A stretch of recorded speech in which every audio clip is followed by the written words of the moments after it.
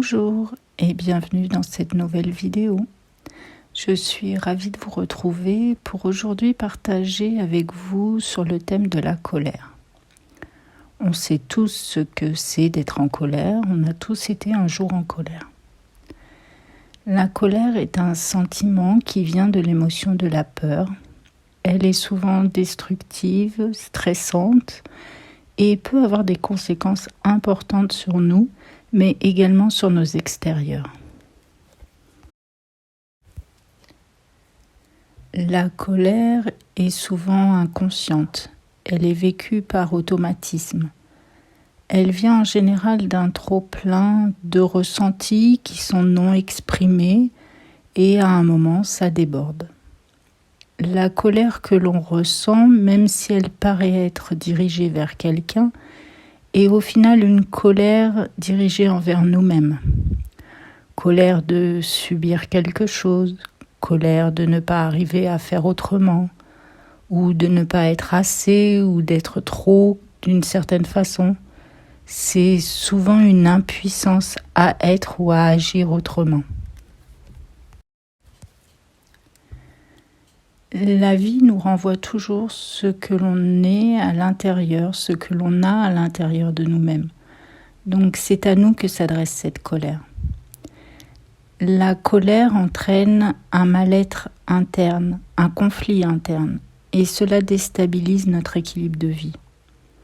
C'est pourquoi il est bon de comprendre que derrière cette colère se cache une peur. Peur de faire autrement, peur d'être autrement.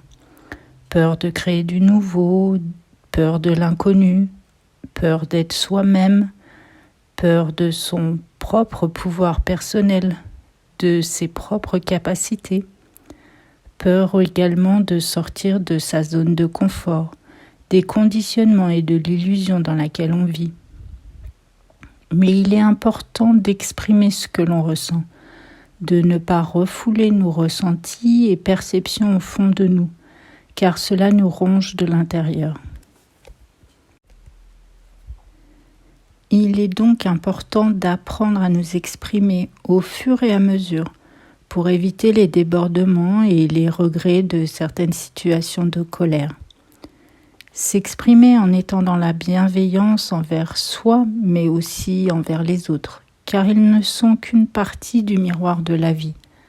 À nous de comprendre ce qu'il y a comme conscientisation à faire dans cette situation, à comprendre qu'est-ce que cela réveille en nous et qui aurait besoin d'évolution pour un meilleur alignement personnel.